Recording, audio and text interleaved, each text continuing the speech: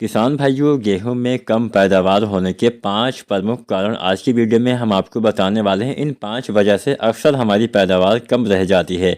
नमस्कार किसान साथियों, SRJ किसान चैनल पे आपका स्वागत है। चैनल को सब्सक्राइब नहीं किया है तो सब्सक्राइब करिए ताकि आपको मेरी अगली सारी वीडियो आसानी से देखने को मिलती रहे। इस चैनल पे आपको खेती बाड़ी से संबंधित वीडियो देखने को मिलती रहती है। आप हमें नीचे कमेंट के माध्यम से यह अवश्य बताएं कि आपकी गेहूं की फसल अभी कितने दिन की हो गई है ताकि हम उस हिसाब से वीडियो बना सकें। तो यहाँ पे जो हम 5 कारण बताने वाले हैं पैदावार कम होने की, उसमें सबसे प्रमुख कारण होता है सही समय पे सिंचाई ना करना। किसान साथियों, अक्सर हम खादों के बारे में तो अच्छे से ध्यान देते हैं कि हाँ, हमें कब कितनी मात्रा में खादों का इस्तेमाल करना है, लेकिन कई बार हम सिंचाई के ऊपर उतना अच्छे से ध्यान नहीं दे पाते हैं। हम धान की फसल में तो ध्यान देते हैं, लेकिन गेहूं में सिंचाई पर ध्यान नहीं देते हैं। किसान साथियों, किसी भी पौधे के उचित विकास के लिए मुख्यतः 3-4 चीज़ों की आवश्यकता पड़ती है। सबसे पहले तो पानी की आवश्यकता पड़ती है, उसके बाद आवश्यकता पड़ती है हवा की, उसके बाद सूरज की रोशनी की, उसके बाद खादों की। तो यहाँ पे ये सारी चीज़ें महत्वपूर्ण होती हैं। अगर पानी की कमी हो जाती है, आपने बहुत अच्छे से खादों का प्रयोग क्यों ही ना कर दिया हो, तो भी आपको अच्छा उपज नहीं मिल पाएगा। पानी की कमी बहुत बड़ी कमी कहलाती है। भले ही आप कोई खादों का इस्तेमाल ना करें, वो अलग की बात है। अगर आप खाद नहीं डालते हैं तो भी आपका पौधा सूखने वाला तो है नहीं, बाकी उत्पादन आपको कम मिल सकता है। लेकिन अगर आपके खेत में सिंचाई यानी पानी की कमी, नमी की कमी हो जाती है, तो पौधे की ग्रोथ ही नहीं हो पाती है, पौधे की बढ़वार ही नहीं हो पाती है। अगर आप कुछ खादें नहीं भी डालते हैं तो भी हमारी मिट्टी में कुछ ऐसे तत्व अवश्य होते हैं जो आपके पौधे को जिंदा रखने के लिए पर्याप्त होते हैं। लेकिन पानी की कमी से पानी का कोई पूर्ति आप नहीं कर सकते हैं। पानी के अलावा किसी भी चीज़ से आप पानी की पूर्ति नहीं कर सकते हैं। तो ऐसा आपको ध्यान देना होता है, आपको समय पे सिंचाई करना होता है।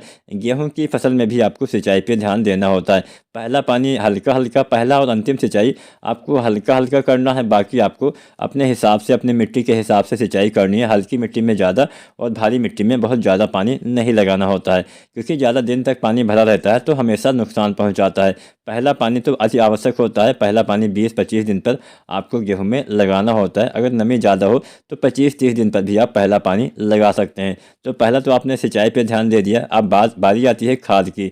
जैसे कि मैंने बोला, खाद भी आवश्यक होता है अच्छा उत्पादन पाने के लिए। तो यहाँ पे खाद आपको सही समय पे इस्तेमाल करना है। अब यहाँ पे हम कुछ खादें, जो मुख्य खादें हम डालते हैं, उसके बारे में मैं आपको बता देता हूँ। गेहूं की बुआई के समय आप डालिए DAP 55 किलो, यूरिया डालिए 20-22 किलो, साथ में डालिए पोटास 25 से 30 किलो। ये 3 खादें बुआई करते समय इस्तेमाल करिए। इसके बाद पहली सिंचाई पे यूरिया डालिए 40 से 45 किलो, साथ में डालिए जिंक 33% वाला 5 से 7 किलो, साथ में डालिए सल्फर 90% वाला 3 से 4 किलो। ये 3 खादें पहले पानी के बाद डालिए। हमेशा सिंचाई के बाद यूरिया खाद डालिए तो अच्छा लाभ मिलेगा। इसके बाद दूसरा पानी लगाते समय या लगाने के बाद आपको यूरिया 40 से 45 किलो इस्तेमाल करना होता है। बस इतना ही दानेदार खाद आपको डालना होता है। अब कुछ हम NPK डालते हैं, जो भी आप नोट कर सकते हैं। पहला NPK 19-19-19, 25-30 या 35 दिन तक 1 से 1.5 किलो। दूसरा NPK 0.34, बालियाँ निकलने से पहले 1 से 1.5 किलो, साथ में बोरोन 20% वाला 100 ग्राम। इसके बाद बालियाँ निकलने के बाद NPK 0.050। बस इतना ही आपको डालना होता है। इसके अलावा ज़्यादा कुछ डालने से भी ज़्यादा कुछ फ़ायदा नहीं मिलेगा। लेकिन आप अपने फसल के कंडीशन के हिसाब से कुछ खादों का इस्तेमाल, जैसे ह्यूमिक एसिड हो गया, ग्रोथ प्रमोटर हो गए, या फिर माइक्रोन्यूट्रिएंट्स की पूर्ति भी आप कर सकते हैं। वो आपके पौधे, आपकी फसल पर निर्भर करता है। अच्छी, अगर आपके पौधे चल रहे हैं, अच्छी ग्रोथ हो रही है, तो ये सब चीज़ें डालने से भी कोई ज़्यादा फ़ायदा नहीं मिलता है। तो दूसरा चीज़ हो गया खाद, सही से खादों का इस्तेमाल करिए। तीसरा चीज़ हो गया उचित देखभाल, सही समय पे खेत में जाइए, अच्छे से निगरानी करिए। जिस बीमारी के बारे में आपको पहले से पता चल जाए, उसका उसी समय आपको उपचार कर देना है, ताकि आपकी लागत कम आए और आपका खर्चा भी बचे। इसके साथ साथ कुछ NPK जो मैंने बता ही दिए, 0.34 बाली आने से पहले डालने से बहुत बेहतर लाभ मिलता है।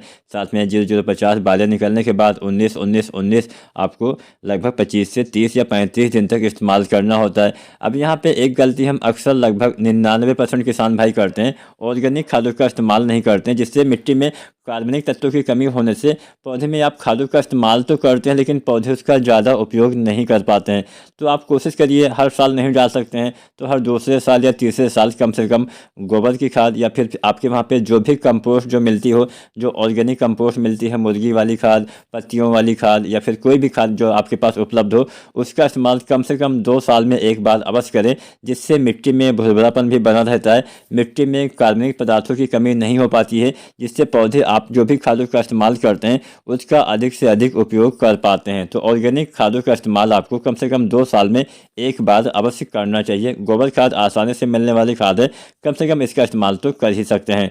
वीडियो और जानकारी अच्छी लगी हो तो लाइक शेयर करें और चैनल को सब्सक्राइब करें। धन्यवाद।